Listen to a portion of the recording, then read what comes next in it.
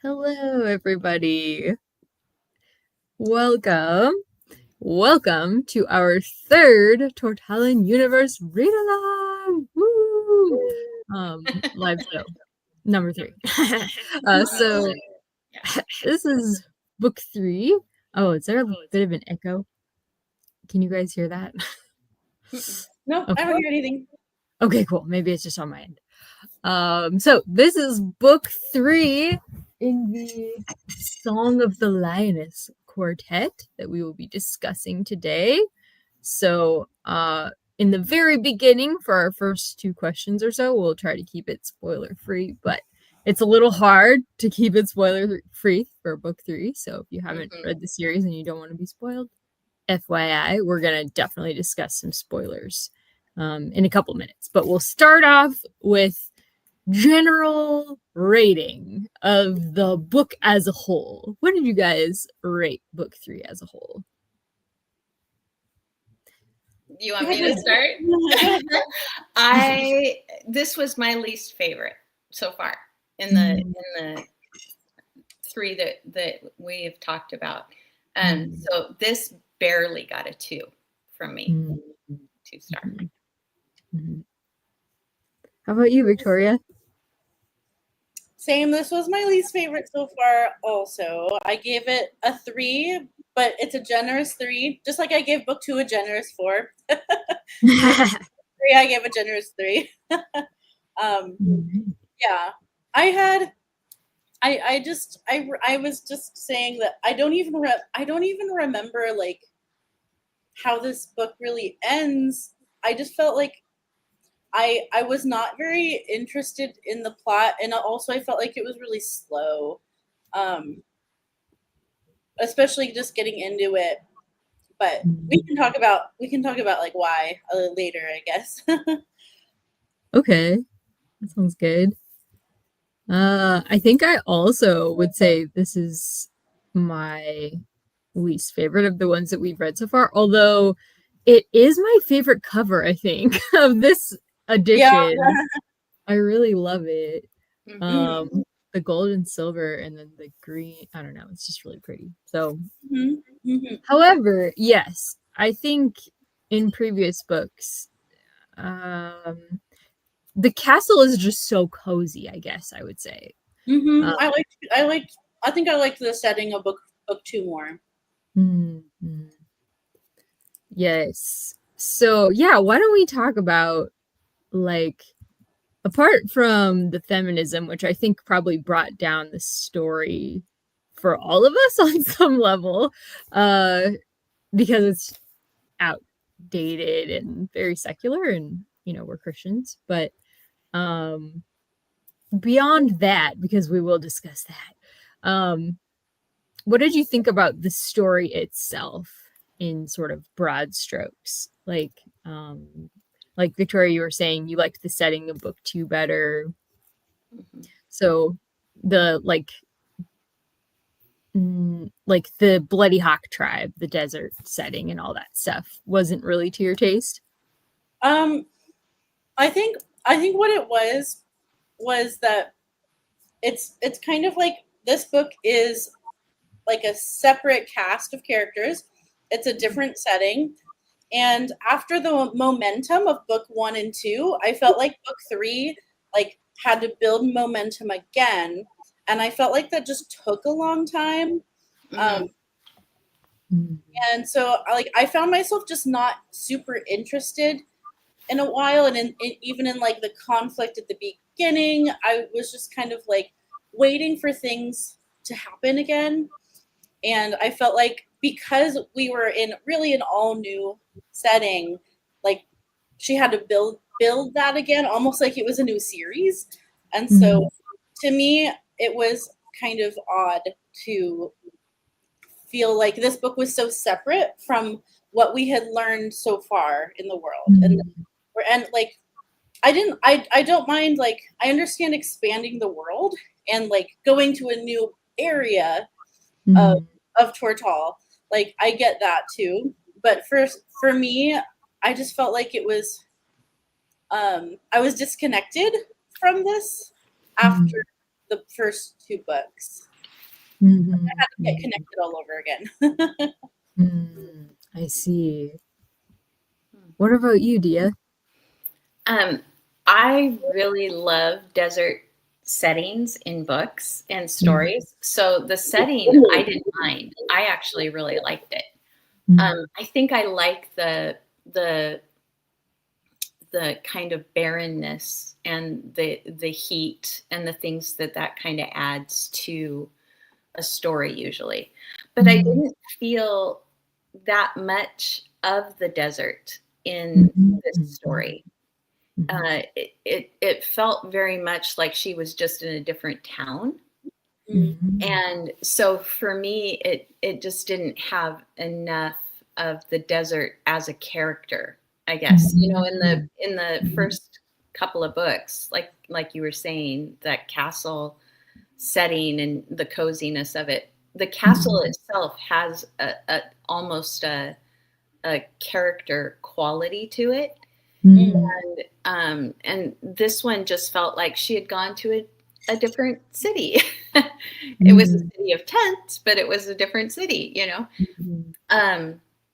But the things that I think I really liked about the story were the women that she meets and helps and also learns from in this. That was something that we were really missing in the first two books, were other women for her to form those relationships with and to learn from. And so I really liked that part in this. And I thought that some of, you know, the older woman especially that was in this book, I really, really liked her. And I liked the realness of how long it took for the two of them to come together and to begin to form a relationship. I will say that I thought that some of the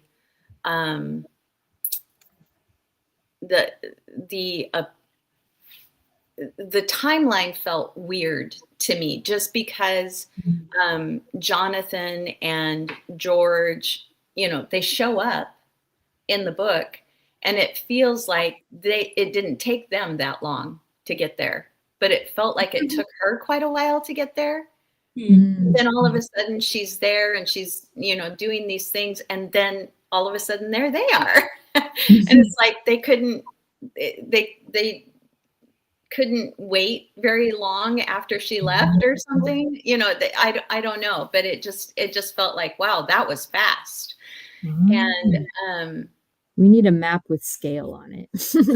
yeah, give me a timeline. How long does it take to get to from point A to point B? So that, and then I really loved kind of the story of the sword in this one, and the way that kind of worked into what was happening in the story. So I enjoyed that part too. Wow, that was great. You really thought about it a lot. But yeah, and I didn't even think about the female relationships so much, but you're right. That was missing in the earlier books. Other than I mean, we had George's mom. Yeah, exactly. But she's the only one, really.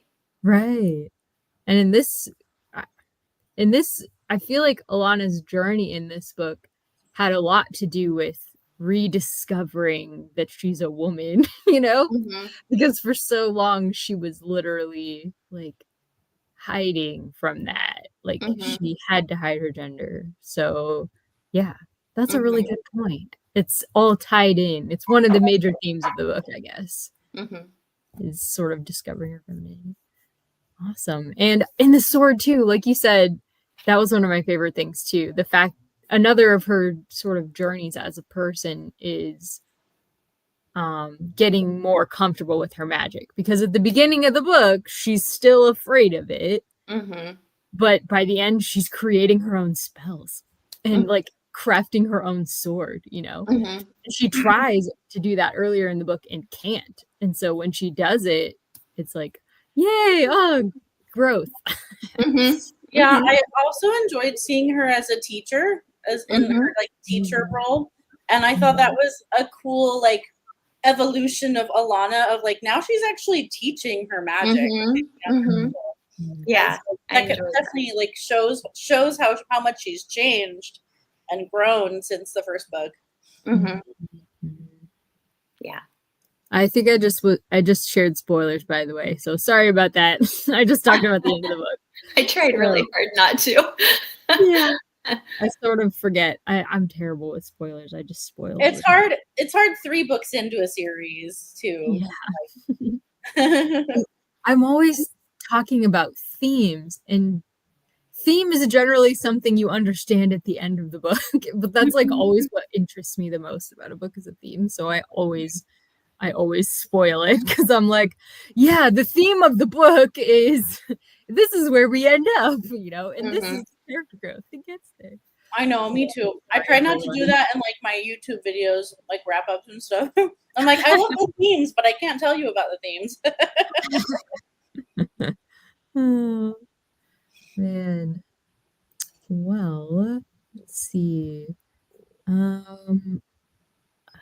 guess it feels like Dia said this book, the reason partly why I rated it 3 stars is it feels like it touches on things other than the romance, which is really thoroughly developed in this book. I would say that's probably like the main arc of this book is her romantic arc development. Everything else feels a little bit like we're just skimming the surface. It feels like very surface level, and maybe that's because it's published for younger people.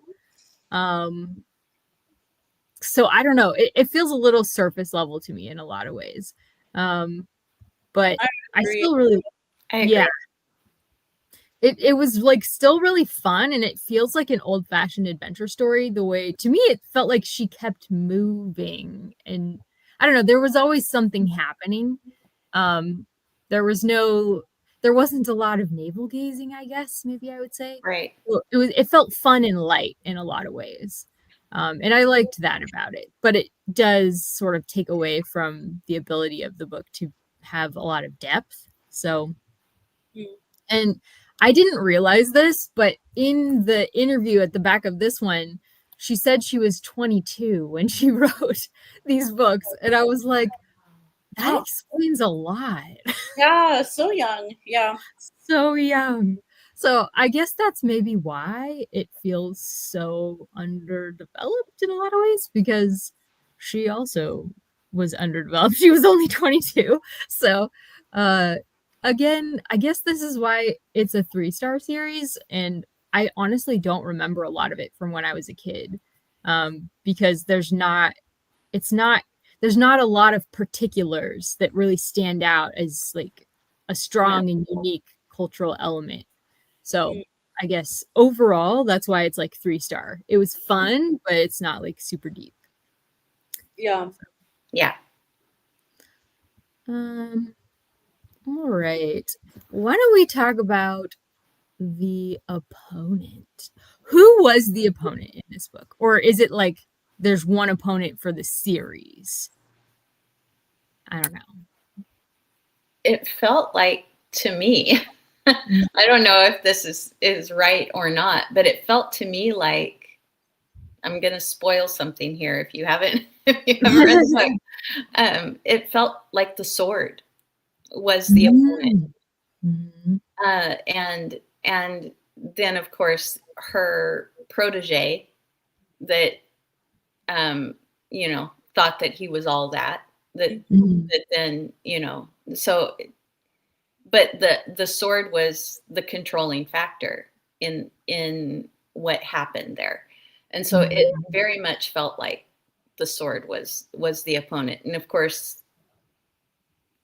we learn more about that, but but I'll just say that's how I felt. That, and then like everybody that was like the opposing tribes and things that were coming in. So those are the only 2 opponents really that I noticed? I think at this point we can talk spoilers. Don't worry Okay. about spoiling. You can be explicit. Alana herself, I think, has some opponents, but like I feel like Jonathan becomes an opponent That's in what I this was book. gonna say. And I feel like there are some, you know, like there's some moments of the women in the tribe being opponents with her, as well as then the, you know, the outside tribes coming in and the sword and her protege. So it felt like multiple antagonists. Interesting. Yeah, just to like, I agree with all of that. Just to add to that too, I feel like the culture of the Vizier is sort of an opponent. Like she's fighting against their ideas and trying to get them to see new ways of doing things. And to her that's coming up against her as they're wrestling with that and they kind of push back against her. So like even their culture itself is sort of presented as an opponent. Oh, that's very interesting. So my answers to this are really basically what you guys just said. So it's except I hadn't thought of Jonathan or the women as being. Yep. So that is really interesting. So the opponent I generally think of as whoever wants to keep the main character from her goal or his goal, from his or her desire. And I think everybody that you guys, all the things you guys mentioned do challenge her and she has to overcome them to some degree. So they're all kind of obstacles for her. So to me, I wrote the remainder of Duke Roger's magic, which is obviously symbolized in the sword. And she overcomes that by the end, which is really exciting. I remember in the last book, we were kind of like, everything happens so fast at the end of book 2. In book 3, I did feel like she was dealing with the trauma of all that. And she was like, she even, I think, says, it just happened so fast. So she was like, yeah, I guess after thinking of him as her opponent for like 2 or more years, suddenly having him just vanquished so quickly. Yeah, so she was still dealing with the remnants of that. And I also thought the patriarchy is clearly an opponent, but that was symbolized by John's attitude, for one thing. Also, it was interesting to me. She still identifies herself as a king's man sort of person. Like, I am a knight of the king, even though she has these problems with him. Like, you know, he wouldn't allow her to be a knight if she went back to court, you know, and they didn't really accept her right away. And even the whole thing with Tuasain in the second book, she has disagreements with him, but she still identifies herself as the king's sort of knight. But that I feel like it's part of what she's fighting, I guess. So yeah. And then the whole thing with Tom and Duke Roger was a little what the heck were you thinking, dude? So there was that, and then Jonathan becoming the voice of the tribe. And I was thinking, not only how does that work, but also just the sudden importance of it, I guess, because we didn't even hear about this tribe or about well, we heard about them, but the importance of that position within the tribe, we didn't even hear about until it was time for Jonathan to possibly take over. Mm-hmm. And then all of a sudden we heard about how Yes. important it was and what was really good about it, and why he needed to do it. But I feel like they were, I think it was when she first arrived, because I remember I remember there was nobody around at one point, and somebody told her, yeah, they're all communing with the voice. So, but it's not like on screen, so to speak. I meant the importance of him as king being the voice. So we don't hear when we're in the kingdom in the first couple of books. We don't hear about the importance of, you know, the voice of the Viziers. So like in book 1, there's no mention of the voice when they go Right. to see the Vizier. Yeah. And there's nothing about them, you know, needing to have this position in order to be able to really become part of the tribe and commune with the tribe and that kind of thing. So yeah. It felt all new. We even met the voice, but nobody mentioned that he was the voice, which is right, interesting. exactly. That's a good point. And it's weird because she did write it all at the same time. So you'd think there could have been a little foreshadowing there. Hey, Emily's here. Yay! Hi, Emily. So many angry taps for Jonathan. Yeah. I know. I feel like this is the biggest topic of the book, honestly. We're gonna definitely talk about this. Yeah, Tom's pride is Alana called it. Yeah. Yeah. Tom is scary. He is. He's a very like dangerous person and very, I feel like, unpredictable and like not trustworthy. He's a loose cannon. A loose cannon. That's exactly the right term. And it's so fascinating because it's her twin. Right. Right. They're so different. Yeah. And they started almost as like blank slates in book 1, you know, because they're so young and, you know, not similar. They're actually opposites in a lot of ways already, because he doesn't like roughing it, but Alana does. He likes magic and she hates it. So they're opposites in those ways, but they deal with their traumas so differently. Alana is surrounded by like a cozy house sort of setting and people who care about her.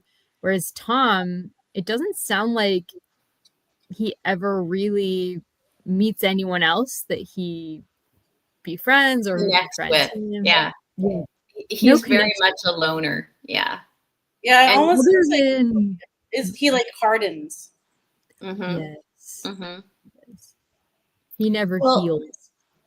And I think that, you know, that saying about what is it? Complete power corrupts completely, or something like that. When he gains as much, you know, I mean, his pride is a lot of it, but when he gains as much confidence and as much, you know, sees himself a certain way and has that power, he is one of the most corrupt characters in this series, and almost not quite, but almost as bad as Duke Roger. Crazy. Yeah, he's almost more similar to Duke Roger at this point. And the relationship between Alana and Tom is very similar to the relationship between Jonathan and Roger in the first book. Like, I'm related to him. I love him. He's not as bad as you think. You know, give him some credit, kind of thing. And Alana's doing the exact same thing with Tom. Yeah. Mhm. That's a good point. Interesting. Yeah, no, Tom hasn't met his match, like among the Mithrin priests, you know? He's clearly so far beyond them, like magically, that, yeah, there's nobody there who can check him. Whereas Alana is surrounded by people who are actually better than her at a lot of things when she first arrives. And so she becomes more humble in that sense than him. Mm-hmm. Mm-hmm. Hmm. Hmm. Very interesting. Yeah. I think we should talk about this in book 4. I'm going to make it. Yeah. I'm going to write this down. But while I write it down, so was there anything else? Oh, and Ibn Nazir, that was another sort of mini opponent. But Mm-hmm. also, I have this theory that actually odium is in this world, and his name is Duke Roger. I love that. He's odium. Because every time people pick up Roger's sword, it's like the thrill in killing, you know? That's what it reminds me of so much. I wonder if Brandon Sanderson ever read these. You know, right? You gotta wonder. That's a great thought. I love that. That needs to happen. Somebody needs to write the fan fiction for that. It's really part of the Cosmere. So, and then also ignorance about magic is kind of the other sort of thing that she's fighting, because she sees it was a problem for her in, like, I think it was book 1 when the sweating sickness came to them, and Alana, nobody in the palace except for like a couple of healers knew what to do, and the sweating sickness drained them all. So the ignorance of magic hindered everybody in the palace. And so when she goes out into the desert and she sees ignorance of magic is causing her young proteges to be outcasts as well there. And then also the other witch that she finds at the end also is killed due to ignorance of magic. So that's one of the other things that she's fighting in this book. Mm-hmm. Yeah.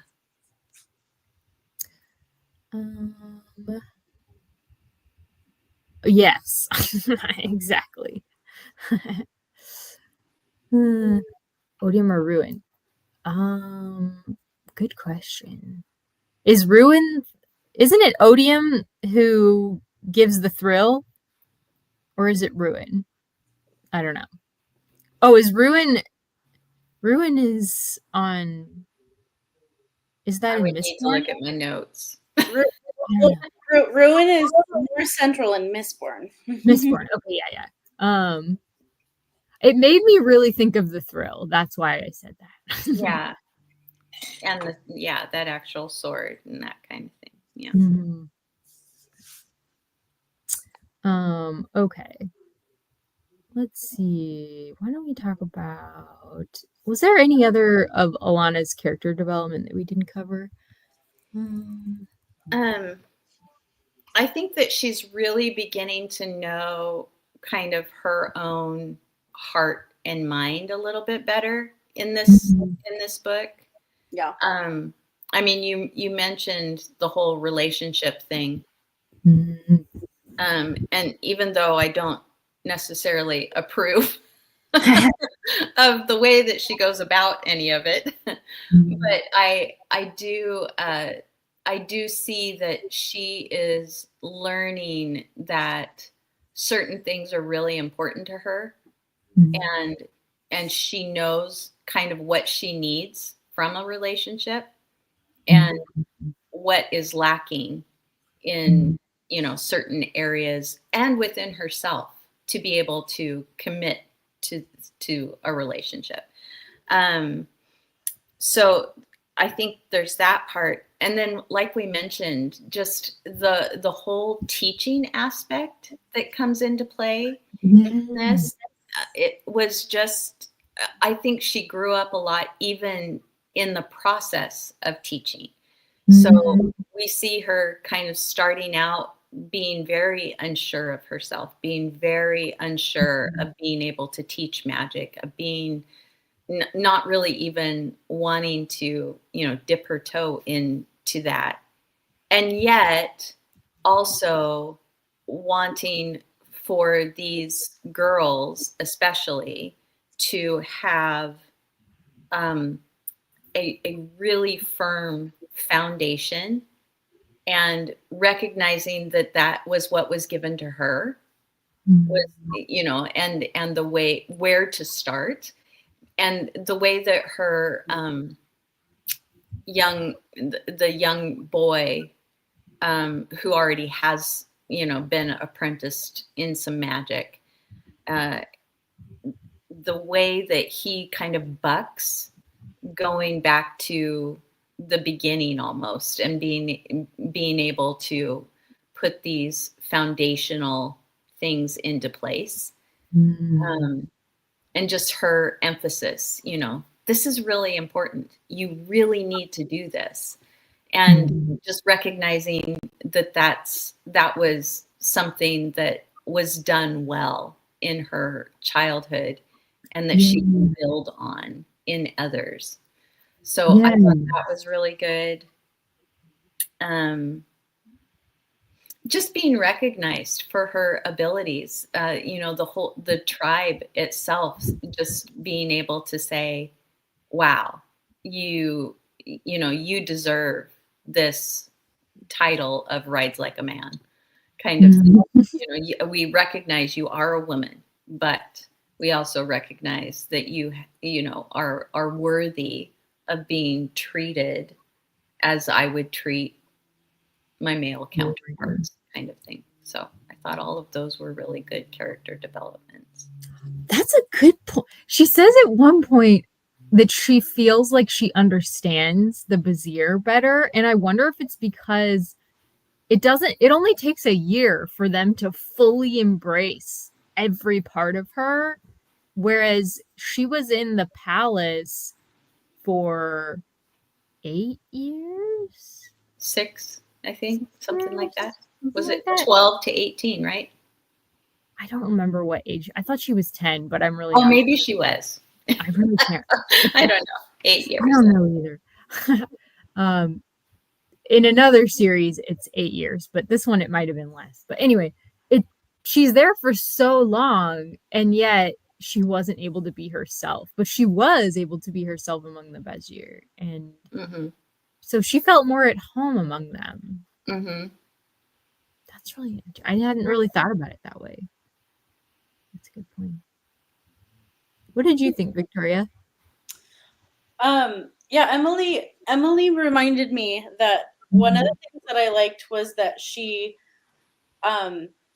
is now more accepting of, like, being a woman and doing woman things is not inherently weaker or bad. Like, she actually starts to engage with those things too, and like also I feel like she grows up like not really understanding her own womankind. Right. Because she's trying so hard not to be that. Like, she's rejected that so much. And so one of the things I liked was that we get to see her start to embrace both sides and be like, I can be a woman who rides like a man. But I'm also still a woman, and those things also have value. It's not that they're lesser. As one of the things, when she starts learning how to weave, she's like, wow, this is really hard. And like, I think she doesn't expect that, and that like women's roles in society are not just like lesser. They're Right. valuable, and she has more of an appreciation for that in this book. I agree. Yes. and she actually starts learning from the kids she's teaching. Pretty interesting. She really gives them that. She's like, yeah, you guys are way better at this than I am, you know. So yeah, she gives them confidence, which I loved. Yeah. There's nothing like becoming a teacher to help you learn. Right. The give and take in that whole situation was just, it was the best part of the book for me. Yeah. I wondered if some of the interactions with the teenagers were inspired by what she saw when she was working in the group home, the author, with the teenagers. Maybe. She seems to have a soft spot for teenagers. All right. Emily says, I don't like how she wants her protege to give up wearing the veil when that is something important to them, and she struggles to accept that. Yeah, I know. I think that's also something that the author addresses in here. She doesn't address it like really thoroughly, so I don't really know where she stands on that issue now. But she says basically, I would have gone about it differently, you know, later on in life. I developed more understanding about the whole face veil thing. But yeah, in this book, that was one of the sort of cringy things to me about this book, and it's partly why I rated it only 3 stars, is the amount of change that she makes to their culture within a year is a little bit crazy to me. Like, I just doubt that after, I don't know how many centuries or maybe millennia that they've had this culture, she would just go in a year and like turn everything on its head. And there was a reason why the girls were doing that. That was part of the modesty in their culture. And so for them to go about unveiled would have been immodest and potentially dangerous for them, you know, because the rights of women are different in different places. And so I think in some areas of the world, it is a protection. So yeah, it was not handled with grace, that particular issue. It wasn't. I agree completely. Yeah, I'd actually forgotten about it. Yeah, there is. I had seen some reviews of like criticisms of Alana being the white savior in this book, and that being like very picked apart when people read the series. Yes. like rightly so, really. It's obvious. Yeah. I think, I didn't even learn about the white savior narrative until maybe like 8 or 10 years ago when I was reviewing fantasy, and that's where I first heard of it. So, but I think a lot of those concepts were developed by this point in like the 70s, but I don't know. Obviously, she hadn't heard of it, you know, so, but it is an older book now. So I was kind of like, I shouldn't judge it too harshly for that. But it is a little cringe. It didn't age well, you know. Yeah, I do believe that Tamora Pierce would have gone about that differently at a different time. But yeah, it's just that's what came out. Yes, exactly. Yeah, I guess I didn't look at her as a white savior so much. I know that she's in a tribe that. But they're, they were already, I don't see them as like in a bad place. She is there and is available when somebody to continue to teach magic is needed. But I don't think that was her goal when she was headed there. Right. And initially she wasn't even going to be with them. She just ended up there as a result of kind of being captive for a while. And so I guess I didn't see her so much as a white savior. I mean, I know that she, through her magic and things, really comes to be like put on a pedestal in a way, but and does end up saving the the tribe in a sort of way, but she doesn't even expect to do that. And she needs the help of the others that she's been training when she's doing all of this in order to allow her to be able to do it. So it didn't feel like, at least not singularly, Right. that she was the white Not savior. Yeah. That's a good point. It wasn't like she went and saved the whole tribe from some danger. Right. I guess maybe white savior isn't quite the right term now that you mention it. She does, she's sort of a white reformer. Or I think I can see it feels like missionaries going into, build churches and homes for in poor places, but that's not, I mean, she doesn't do that. I'm not saying she does that, but that's kind of the feel, almost more than saving, so to speak. Yeah. Those were just some of the things I saw on Goodreads when people were like criticizing it. I could see, yeah, I had that reaction myself, and also with the cultural imperialism of Jonathan becoming the voice and like sort of becoming their king. That felt a bit white saviory as well. Yeah. But again, maybe that's not the right term, because they're not like saving the, I mean, I guess they viewed it as cultural assimilation within the tribe. We have to become part of your kingdom in order to maintain our own culture. And so it was a decision they made, the tribe made. Yeah. So they really are like another town of Tortal now, like Dio was saying. Yeah. So then, well, I guess if we're not talking predictions or anything for book 4, but like, so I guess like I'm assuming the joining of the two will like be purposeful in book 4. I'm guessing. I don't remember. I really am like, I don't remember what happens in book 4. We'll find out. We'll find out. Yeah. I know. I was watching another live show that Beautifully Bookish Bethany did of this series. They did a read along of this series. So I was watching their live shows. And she, both her and her co-host, this was their least favorite book at the time. I was watching the live show for book 3.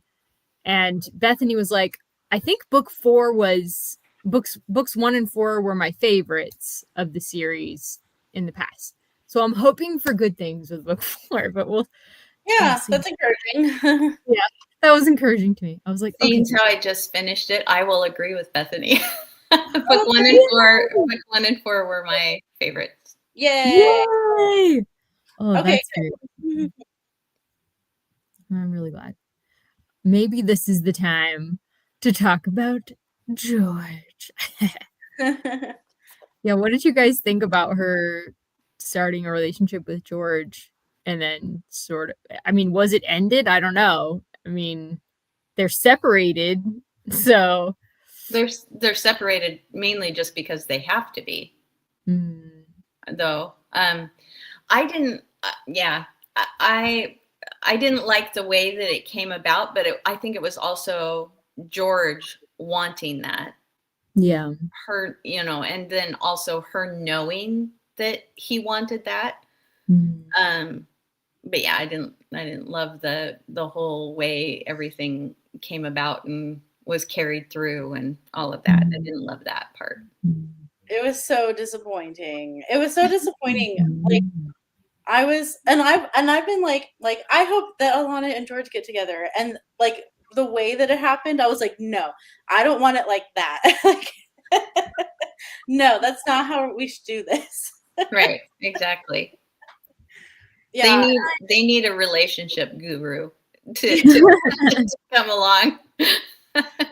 Yeah. Walk them through some things because there's some serious malfunction here. Yeah. As a reader, it was not satisfying. Like, I know that that's like when you put those romantic elements in a book, like you want it, like you want to, and especially when characters get together, like an author wants the reader to be like, yay, or like be rooting for the characters. And just the way she was like, well, we might as well just jump into bed together, because why should we fight it now? I was just like, no, that's not satisfying at all. Like, Right.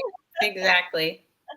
And then the conversation and the conversation that he has later with Tom, where he's like, "What? You don't like me being Alana's lover?"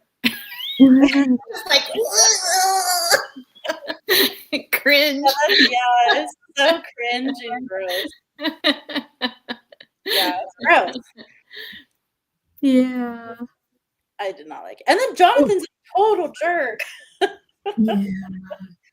I wish there had been a break between them where she can like recover. I mean, there was probably A at little least a bit. month, Yeah. but a month isn't really that long considering how long she'd been with Jonathan. Mm-hmm. But yeah, when she hears that Jonathan is with someone else, I think that's kind of like, well, I guess it's really over.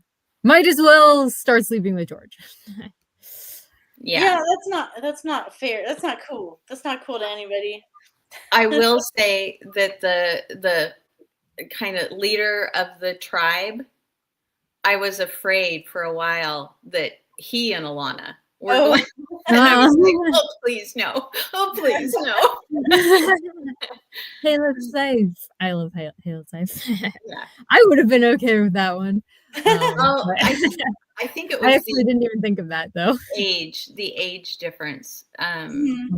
between the two of them that would have been like, no. I didn't even picture him that old. I was like, but that didn't even occur to me. So yeah, I didn't think about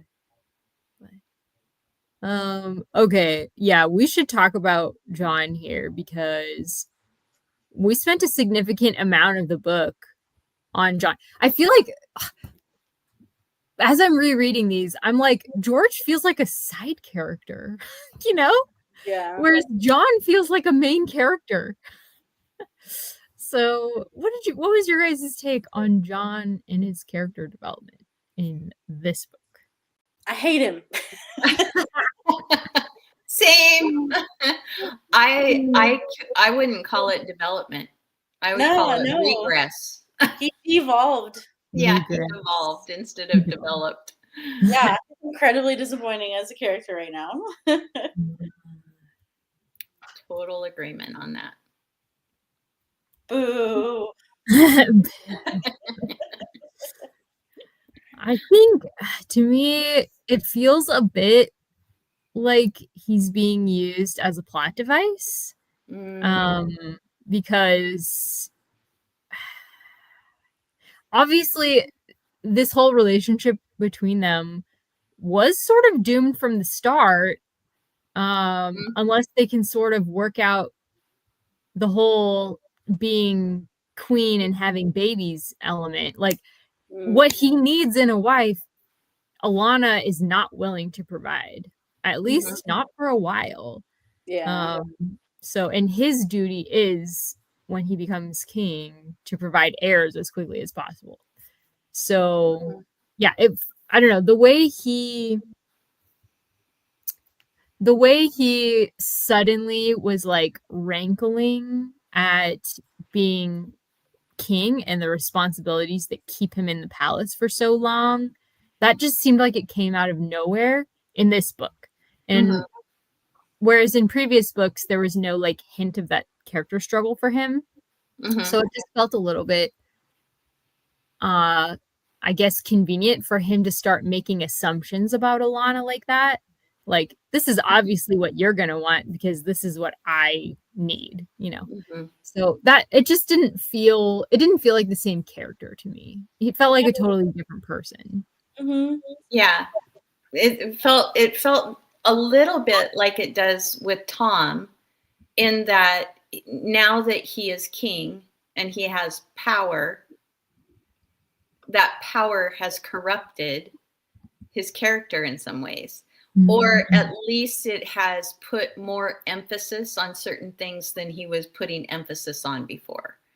And so it's like, well, now that I'm king, I have this to think about. I have to do this. I have to do this. And of course, I love you and I want you with me. And so, of course, these are the things that you want also. Right. He doesn't like ask. No. He just Assumes. assumes that because she has always been there and always helped him and always wanted to do things with him, that she's still going to do that. Right. Yeah. Now that I'm thinking about it, he Irritating. was kind of presumptive in book 2 as well. Like he was like, we belong to each other, so of course we should be sleeping together. And if we don't, it's because you're denying yourself. It's not because you don't want to sleep with me. It's because, you know, you're in denial, basically. So he's always had that kind of, at least in books 2 and 3, he's had that kind of, what do you call it? Just assumption that he deserves something. Entitlement. He's always felt entitled to Alana and her body. Yeah. And the rest of her life, actually. Yeah. Exactly. Entitlement. Yes, thank you. That was the word I was looking for. Okay, Emily says, what I don't like is that in a fit of anger, he yells at her and expresses frustration that she does not like feminine dress and mannerisms. And what you say in anger is what you harbor in your heart. Yes, I agree, Emily. 100%. Yeah. Sometimes you can say stuff when you're angry that you're like, that's a thought I had. That doesn't mean it's true. It doesn't mean I even agree with it. I'm hoping that it's that kind of thing. I really don't remember what happens in book 4 at all, but I'm like, Jonathan, that was so hurtful, and you were badly misbehaving in this book. Yeah. Totally. He just, I have this thing where I call certain people, certain characters in books are sharp corner people. You guys heard that? I've never heard that. And it's the people that I really wish that they would just trip and fall and hit their head on a sharp corner. Jonathan was that person by the end of this book. I was just like, okay, you could die now and I would be okay with that. It's really hard. And it was almost like, I don't know, it's just amazing how well George understands her. He didn't even, I mean, he's not supposed to know. Does he have spies on her? Like, maybe, but he's not actually supposed to know what John said to her. But he also hears Alana shouting in her room about Jonathan telling her that. So I'm wondering if, I don't know, it's like he treats her like a soft, gentle woman. And it kind of begins to heal that wound that John left in her. I just feel like George understands her so well. And he apparently doesn't even have to ask. I mean, he does ask. He's like, won't you tell me what happened? Like, he does ask to try and understand her, but he just understands her really well, I would say. And he's like willing to accept whatever she will give him at this time. So, yeah. It was sweet. I thought it was sweet how George treated her. Yeah, but I just feel like Alana and George deserve better than what like they're doing together. Like, I don't know. I didn't like how that was just like, well, we might as well. Like, yeah, not like that. Yeah. George deserves better than that too. They were such good friends. You know, I feel like that's part of the reason why George understands her. But the fact that they were just such good friends, I don't know. I feel like it would have still been this beautiful thing at the end of the book if they would have just remained very endeared to one another and very much, you know, knowing that there was the openness for a relationship, knowing that there was the openness for, you know, moving on. But maybe when both of us are a little more ready and we're not doing this out of hurt, or we're not doing this because there's, you know, this thing that I'm trying to overcome, or this mindset, or, you know, ache in my heart, or whatever it is. I just feel like it would have been so much more meaningful to it was like it was a missed opportunity in the book.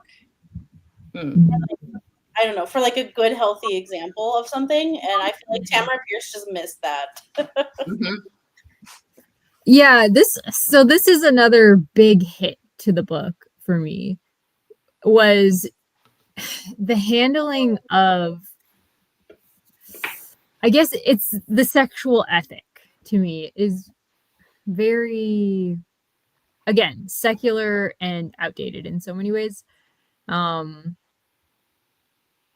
Treating sex like, I guess it's divorced from, I don't know.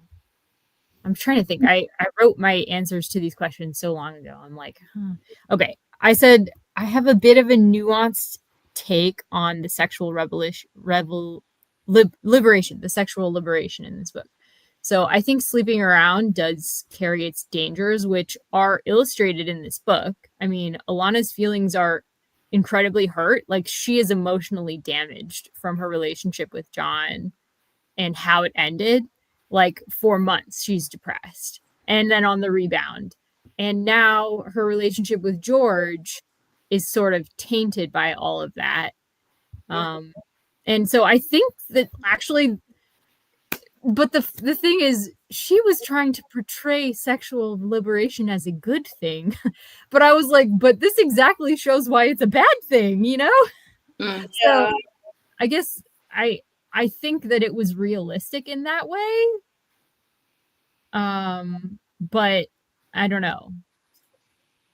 I just, it's not something that I would like red stamp of approval, you know, on. Like, it's not a good way to act, you know, even though I think, yeah. As a young adult series, I feel like the standard needs to be higher.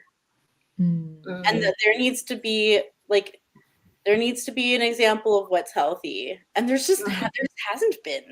Right. Yeah. There's been no healthy sexual relationships or even romantic relationships so far. Except other than maybe the king and queen. I think the king and queen's relationship was really good. True. Jonathan's parents. But we didn't see much of them. We hardly saw them at all. But I remember you guys saying, I think it was in our first live, that one of the things that she was doing in this book was kind of presenting almost a Joan of Arc character without the morality of Joan of Arc. So she didn't want this to be a moralistic heroine so much. And I think that one of the reasons why we love Joan of Arc, and one of the reasons why we see her as such an iconic figure in history, is because of that moral high ground that she had. And so that might be partly why it feels disappointing, is because she's not holding a moral high ground for herself. You know, she's kind of being tossed here and there, and she doesn't feel like this heroic character in that way. There's nothing that's heroic in the way that she's dealing with these relationships and these friendships and, you know, all of that in her life. her relational development lags behind in this series all of her other development. She works so hard at sword fighting.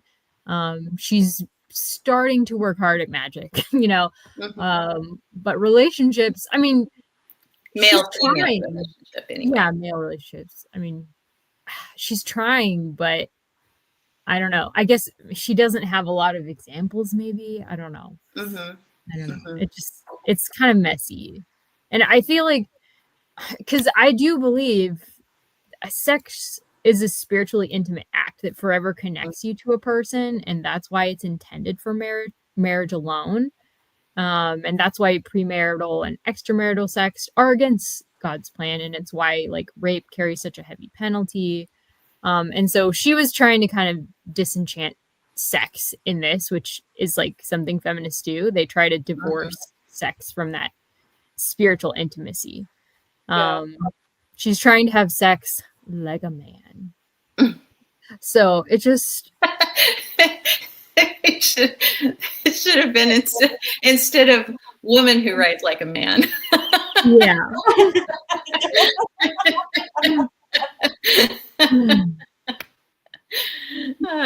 Sorry. There's nothing wrong with doing things like a woman. So yeah.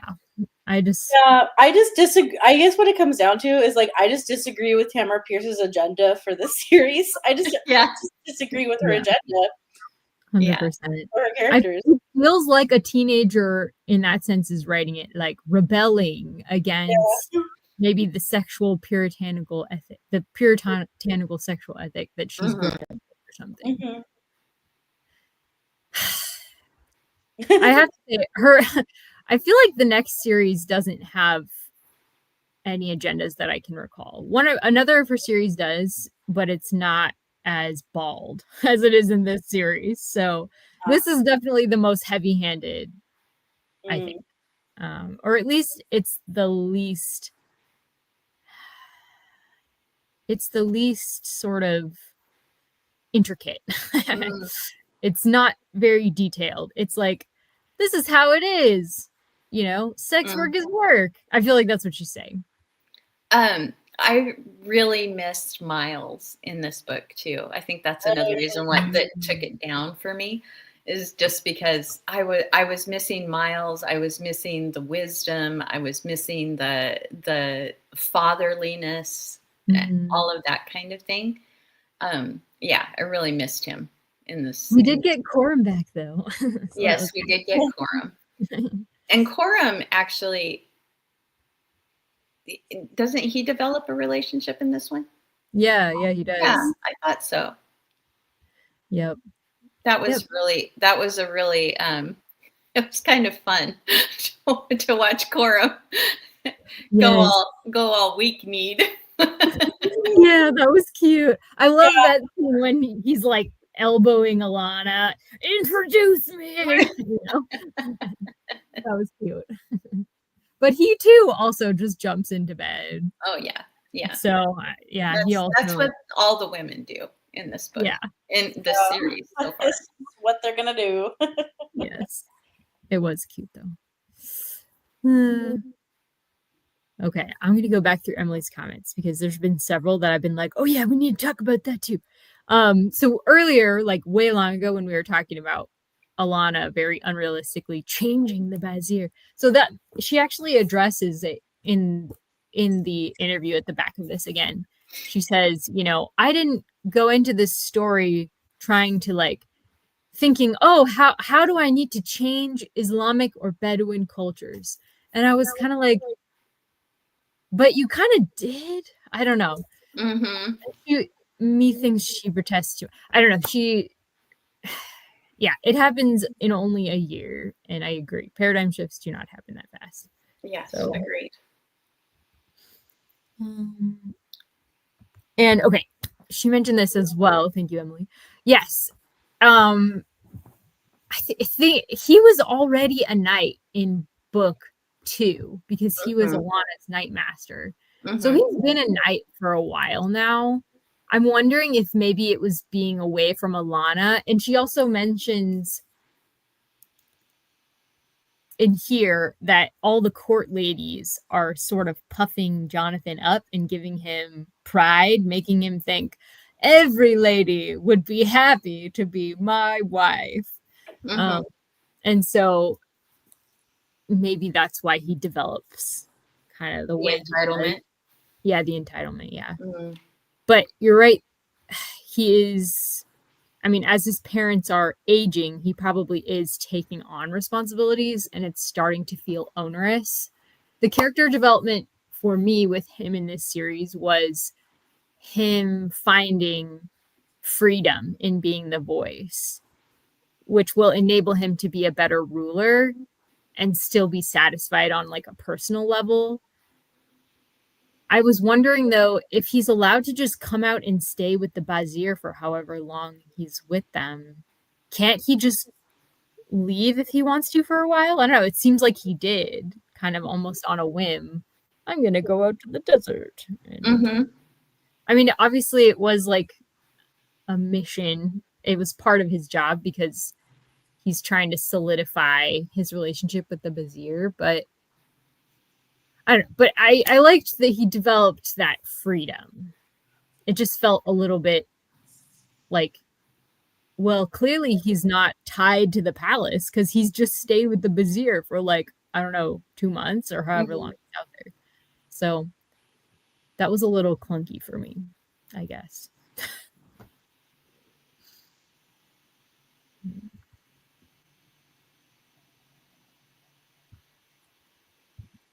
Yes, this was also weird.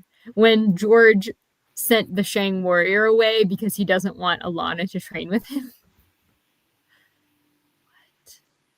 I'd forgotten about that. Oh, yeah, wow. I was like, I totally forgot about that. Me too. Yeah.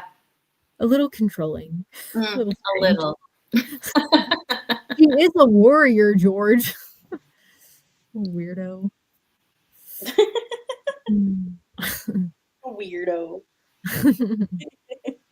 Now, how are you guys doing on time? Are you guys going to need to go pretty soon? I do. Yeah. I'm probably in about 5-6 minutes. Okay. How about you, Victoria? Yeah, we have family coming over, so I need to wrap it up. We will wrap it up then. Okay.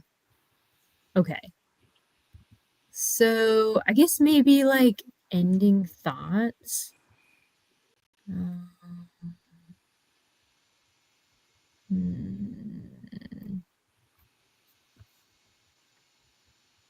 Oh, yeah, I wanted to talk about George's chapter. If you guys had any thoughts about that.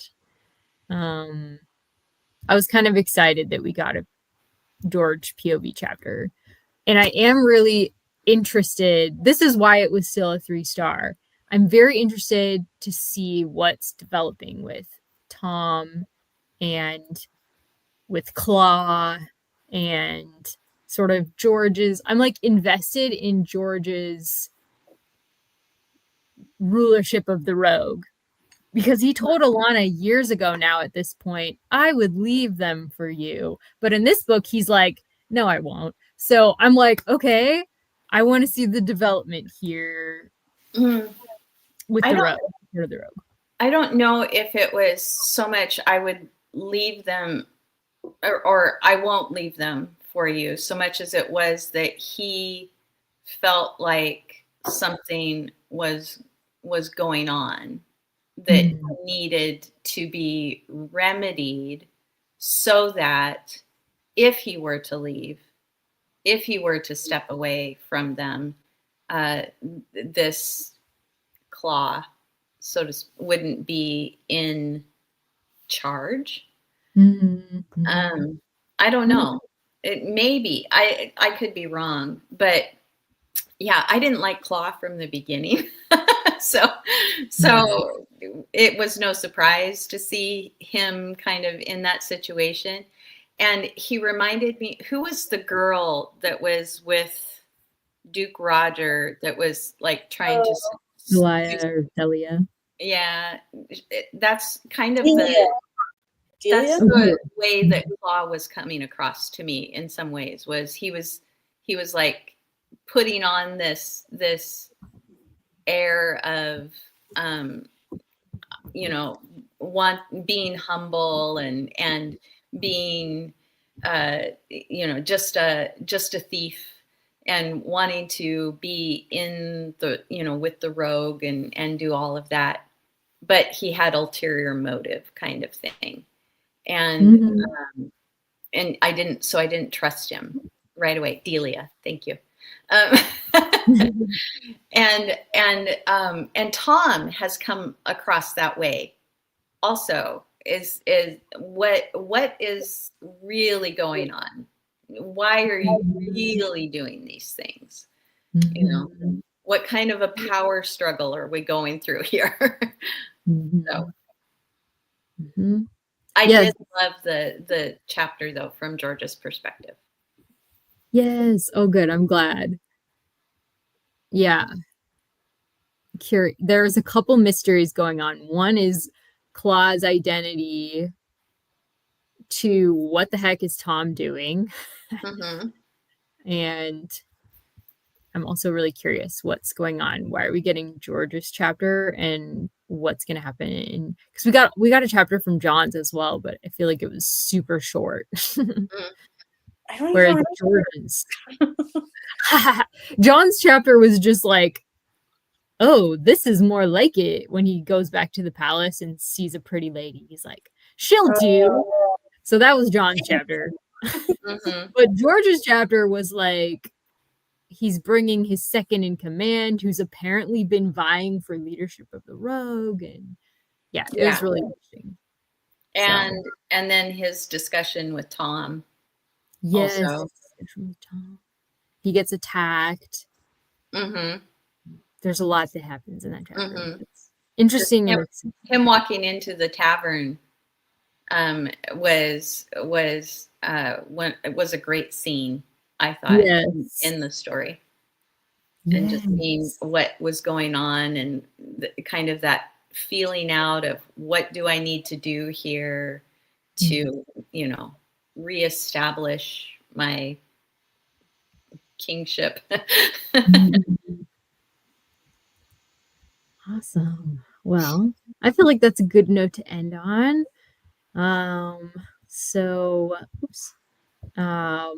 Want to say a huge thanks to Dia and Victoria for coming on and discussing The Woman Who Rides Like a Man. And huge thanks to Emily for joining us in the comments. Yes, Emily. Wonderful. Yay. Oh, so great.